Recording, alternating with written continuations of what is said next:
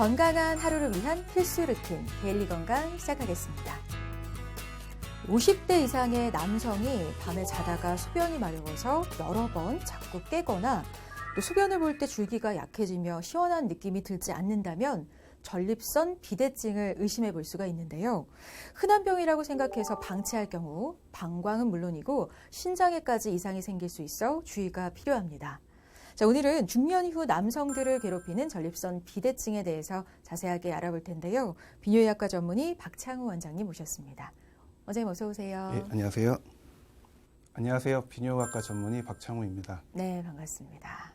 오늘은 전립선에 생길 수 있는 여러 질환들 중에서 전립선 비대증에 대해서 자세하게 알아볼 텐데요.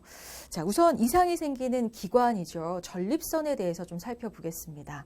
사실 남성들에게만 있는 기관으로 알고 있는데 정확히 어디에 위치해 있고 또 어떤 일을 하는지 그 위치와 기능을 좀 알려주시죠. 네, 전립선의 위치는 방광의 바로 아래 부분에서 요도를 반지처럼 감싸고 있고요. 밖에서 보았을 때는 음낭과 항문 사이에 위치하고 있습니다. 전립선이 하는 역할은 배뇨 기능과 함께 정액의 사정과 같은 다양한 성기능 유지에 중요한 역할을 합니다. 또한 전립선의 분비로 남성 생식 기능 및 정자의 생존에 도움을 주는데요. 정자에 영양을 공급하여 정자의 생존과 운동 에너지를 부여하고 살균 작용으로 상행성 세균 감염을 막는 일종의 방어벽과 같은 역할을 합니다.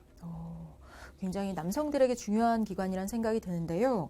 근데 이런 전립선에 생기는 질환, 전립선 비대증은 어떤 질환일까요? 네, 말 그대로 전립선의 크기가 평균보다 비정상적으로 증식하는 질환을 의미합니다. 비대증이 생기게 되면 방광 출구 부위가 압박되고 결국 요도가 좁아져서 하부 요로 증상 중 배뇨 증상, 즉 배출 증상을 나타내게 됩니다. 젊었을 땐 안 그랬는데 요즘 따라 소변 줄기가 약하고 잔뇨감이 느껴지는 중년 남성들은 전립선 비대증을 의심해 보셔도 좋을 것 같습니다. 네, 그러니까 증상에 대해서는 잠시 후에 좀 더 자세하게 얘기 나눠보도록 하겠고요. 주 발생하는 연령대부터 좀 살펴볼까요? 예, 전립선 비대증은 주로 40세 이상의 남성에서 발생하며 40대는 3명 중 1명, 50대는 2명 중 1명이 전립선 비대증이라고 볼 수 있을 정도로 많이 발생하고 있습니다. 네. 또한 80대의 경우 유병률이 거의 90%에 이를 정도로 흔한 질환입니다.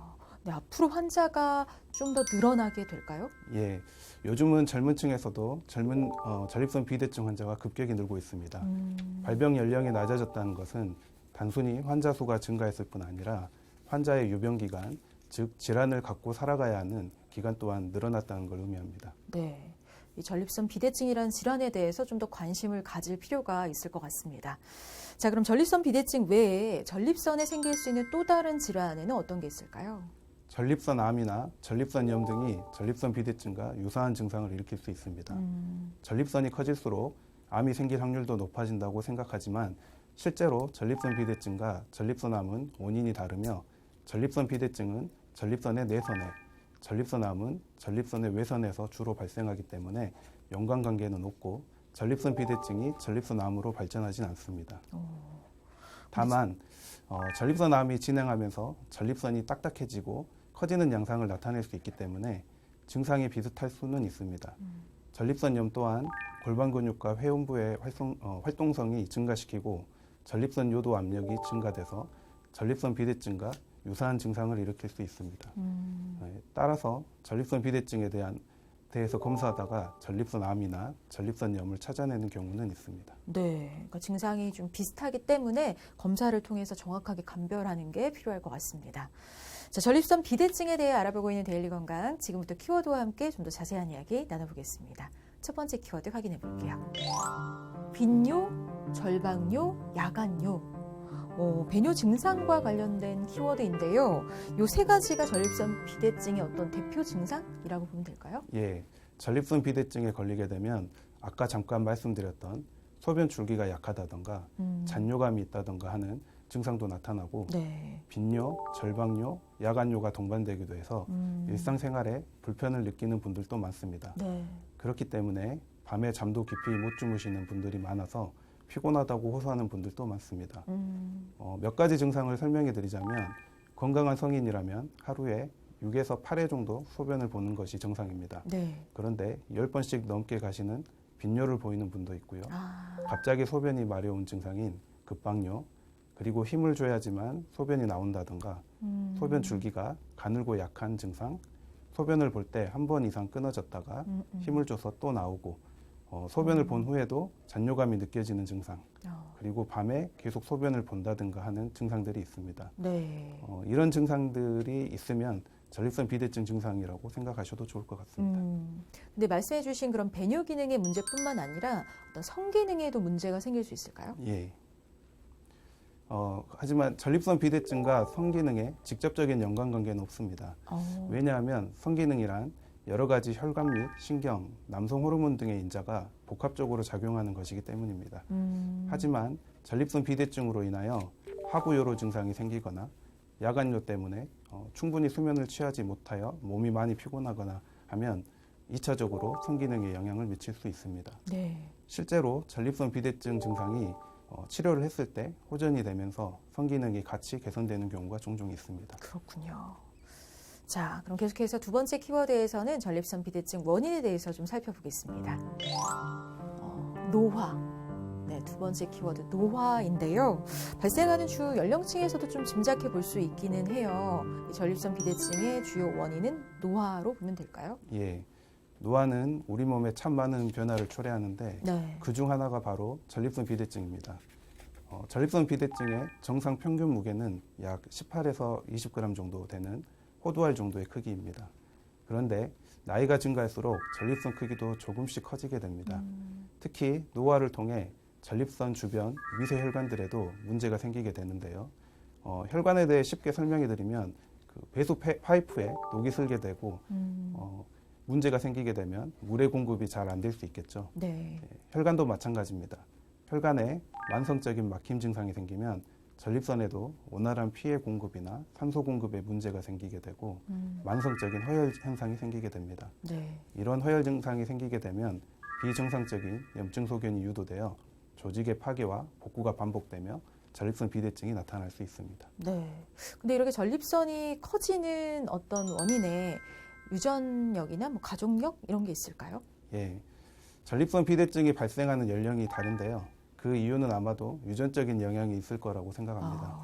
또한 동양인에서 서양인보다 발병률이 낮지만 미국으로 이민 간 동양인에서 그 발생률이 증가하는 것을 보여주는 연구 결과가 있는데요.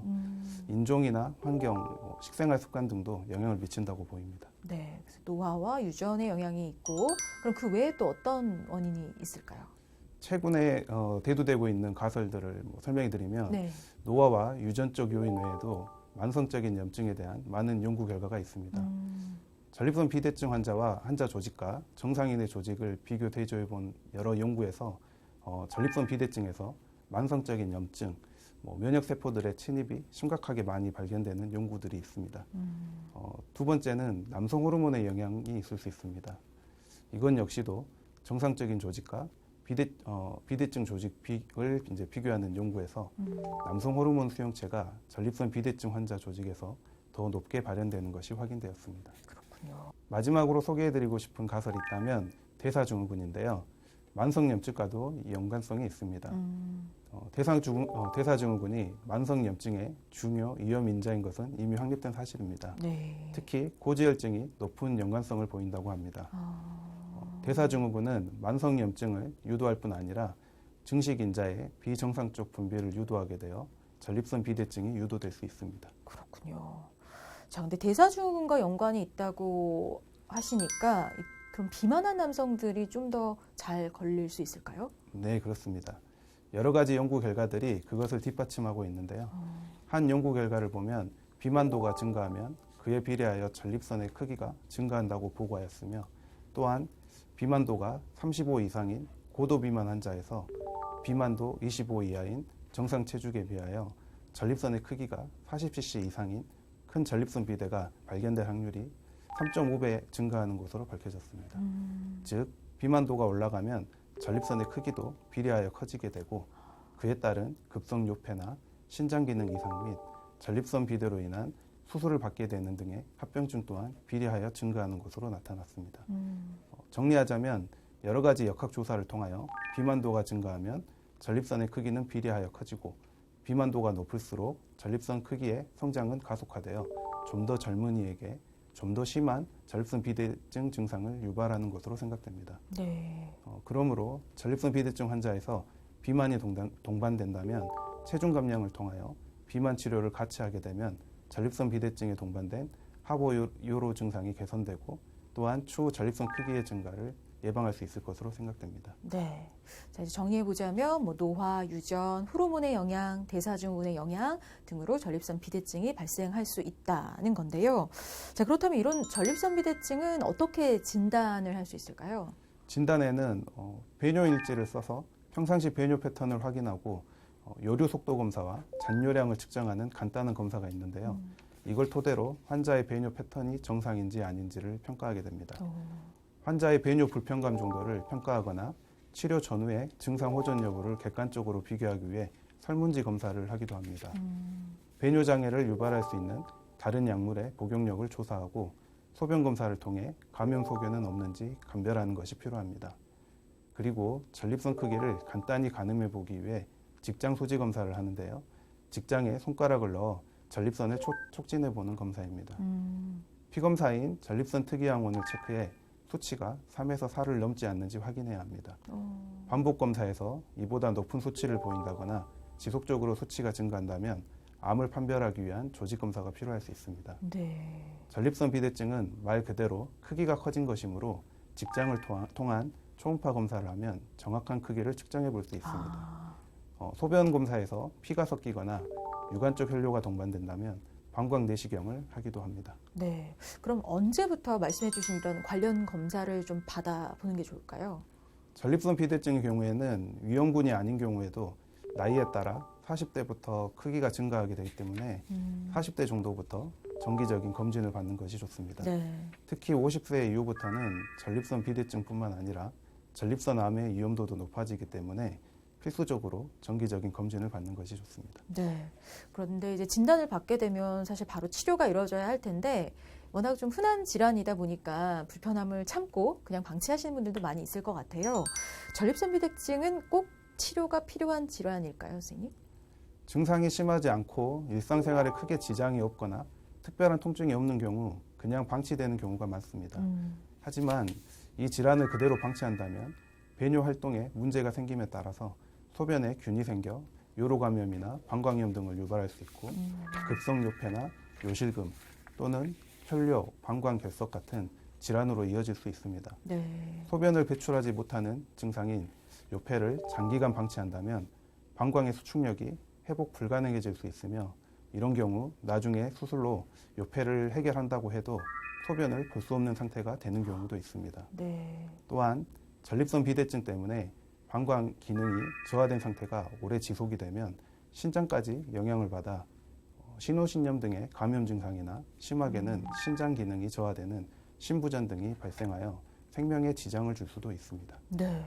그러니까 치료를 미루고 방치하다 보면은 다른 질환으로 이어져서 상태가 심각해질 수도 있다는 건데요. 증상이 나타났을 때는 바로 병원을 찾아서 정확하게 검사하고 진단받고 치료를 받으시는 게 좋겠습니다. 다음 키워드 넘어가 볼게요. 세 번째 키워드는 전립선 비대증의 치료법입니다. 자, 전립선 비대증은 어떻게 치료할 수 있을까요? 기본적으로는 약물 치료가 시행되며 증상과 경과에 따라 시술이나 수술적 치료가 있습니다.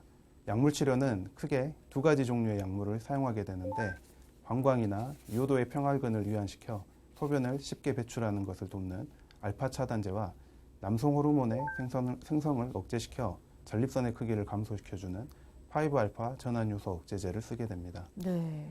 그리고 약물에 반응하지 않는 분들이나 않는 분들은 전립선 결찰술 등의 시술이나 전립선 절제술 같은 수술을 받게 됩니다. 네. 그러니까 일단 1차적으로는 이제 약물 치료를 진행을 한다는 건데요. 이렇게 약물 치료만으로 어느 정도 호전이 가능한지 치료 경과에 대해서 좀 알려주세요. 약물 치료는 1차적인 치료로 초기 증상을 보이는 환자들에게 시행하며 약물 치료만으로 충분한 효과를 거둘 수 있고 하부요로 증상 같은 불편함을 해소하고 전립선 성장을 막아줍니다. 하지만 전립선 비대증의 근본적인 원인은 노화이기 때문에 아직까지는 노화를 치료할 수 있는 약이 개발되어 있지는 않습니다. 네. 따라서 전립선 비대의 진행을 막지 못하고 투약을 중지하게 되면 증상이 약화되는 단점이 있습니다. 따라서 약물 치료는 매일 꾸준히 평생을 복용하셔야 합니다. 그러니까 혈압약처럼 한번 먹기 시작하면 평생을 먹어야 한다는 거죠. 만약 중간에 복용을 중단하면 안 되는 걸까요? 전립선 비대증 약은 혈압약이나 당뇨약 같이 매일같이 복용하셔야 하며 꾸준히 복용하셔야 합니다. 만약 전립선 비대증 약을 복용하다 중단하는 경우에는 시간이 지나면서 약물 복용으로 보았던 효과를 잃어버릴 수 있는데요. 따라서 꾸준한 복용이 중요합니다. 네. 근데 약물 치료로도 충분한 효과를 보지 못하는 경우라면 이제 다른 치료를 고려해야 할 텐데요. 어떤 경우 수술적 치료가 필요한지 좀 알려주세요. 약물로 효과를 얻지 못한 경우나 증상이 심한 경우, 약물의 부작용이 있는 경우, 또 환자가 약물 복용하는 것을 싫어하거나 수술을 원할 때 시행하게 됩니다. 네. 하지만 앞서 말씀드린 대로 음주를 하고 갑자기 소변이 나오지 않는 급성 요폐가 발생한다든지 방광결석이 있는 경우, 신장까지 영향을 미쳐서 신장 기능이 떨어지는 경우가 생기면 전립선 비대증으로 인해 커다란 문제가 생길 가능성이 높으므로 수술을 먼저 권유하게 됩니다. 전립선 비대증 수술은 내시경을 통하여 사과 속을 숟가락으로 파서 먹듯이 절제하게 되는데요. 옛날에는 출혈 등의 여러 부작용이 문제가 됐지만 최근 들어서는 레이저나 전기칼, 전립선 결찰술, 플라즈마 및 소중기 기하술 같은 발전된 기술이 있어 부작용을 최소화하고 짧게는 30분 이내의 수술로 증상이 호전될 수 있습니다. 네, 수술을 통해서 전립선을 절제한다는 건데요. 그에 따른 어떤 부작용은 없을까요, 선생님? 전립선 수술을 하게 되면 많은 분들이 고민을 하시는 것이 정액이 앞으로 나오지 않고 방광으로 들어가게 되는 역사정이나 요도 관략근 손상에 의한 요실금, 발기력 저하 등의 부작용이 발생할 수 있다는 점입니다. 하지만 최근에 시행되는 전립선 결찰술이나 소중기 기하술 같이 이러한 역사정이나 요실금, 발기부전 부작용을 최소화하는 술법들도 시행되고 있습니다. 자, 참고하시면 좋겠고요. 계속해서 재발 위험성 알아보겠습니다. 어떤 병이든 치료 후에 재발을 할 수는 있는데요. 전립선 비대증 같은 경우는 꾸준히 약을 먹고 또 수술로 절제하는 경우이기 때문에 사실 재발하는 경우가 많지는 않을 것 같은데 어떨까요, 선생님? 전립선 비대증은 고혈압, 당뇨처럼 평생 관리해야 하는 질환입니다. 약물 치료나 수술 치료를 받더라도 정기적인 검진이 필요하며 수술 치료를 하더라도 시간이 지나며 조금씩 커져 재발할 수 있습니다. 하지만 재발하는 정도가 심하지 않으면 다시 약물을 복용할 수 있고 재발한다고 하더라도 다른 장기의 수술같이 재수술이 어려운 것은 아닌데요. 네. 빵이 이렇게 부풀어 오르듯 전립선이 부풀어 오르므로 내시경적으로 수술을 하는데 어려움은 없습니다. 일부 환자들은 전립선 자체가 없어지면 재발이 없지 않는가 하고 물어보시는 분도 있는데요. 네. 전립선 적출술은 하게 되면 재발을 하진 않겠지만 높은 확률에서 전립선 적출술 후에 발기부전과 요실금이 생길 수 있으므로 전립선 암이 아닌 경우에는 적출술을 시행하진 않습니다. 그렇군요. 하지만 전립선이 100g 이상 매우 큰 경우에는 적출술을 하는 경우도 있습니다. 네. 자, 오늘 데일리 건강에서는 40대 이상의 남성들은 정기검진이 꼭 필요한 질환, 전립선 비대증에 대해서 자세하게 알아봤는데요. 자, 발생 원인이 아무래도 노화와 관련이 있다 보니까 100% 막을 수는 없겠지만 그래도 생활 습관을 좀 바꾸는 노력이 중요할 것 같거든요. 마지막으로 예방법 좀 정리해 주시죠. 한 조사 결과에 따르면 비만, 당뇨, 고혈압 등의 대사질환, 운동 및 식습관 등이 전립선 비대증과 밀접한 관련이 있다는 결과가 있습니다. 적절한 운동과 식이 조절 및 약물 치료 등을 통해 충분히 조절이 가능한 질환이니 이런 질환들을 적기에 진단하고 치료한다면 비대증의 발생이나 진행을 예방하거나 치료할 수 있는 가능성이 있습니다. 규칙적인 생활과 충분한 휴식을 취하고 오래 앉아 있는 것을 피하는 것이 좋으며 건전하고 적절한 성생활과 규칙적인 운동이 도움을 줍니다. 네. 하지만 장기간의 운전 및 자전거 같은 안장을 사용하는 운동은 전립선 부위를 압박하기 때문에 피하거나 전립선 안장 같은 보조 도구를 사용하는 것이 좋습니다. 네. 저녁 식사 후에는 가급적이면 수분 섭취를 줄이고 음주 및 흡연을 삼가하시는 것이 좋고요. 과일과 채소는 마늘, 토마토 등의 섭취를 하는 것이 좋으며 파프리카 같은 항산화 물질이 많이 포함된 음식도 도움이 될 수 있습니다. 네. 가급적이면 육류와 지방, 칼로리는 제한하고 인스턴트 음식은 피하는 것이 좋습니다. 또 전립선 비대증은 노화와 관련이 있어 오래 살면 살수록 발병 확률이 증가하기 때문에 젊을 때부터 건강검진을 생활하여 질환의 위험이 있다면 일찍 관리를 하시는 것이 제일 좋은 습관이라고 할 수 있습니다. 네. 말씀해 주신 이런 좋은 습관들 기억해 두셨다가 생활 속에 꼭 적용해 보시면 좋겠습니다. 자, 중노년층 남성에게서 특히 많이 발생하는 전립선 비대증에 대해 알아본 데일리 건강 오늘 여기까지고요. 오늘 도움 말씀 주신 박창원 원장님 고맙습니다. 감사합니다.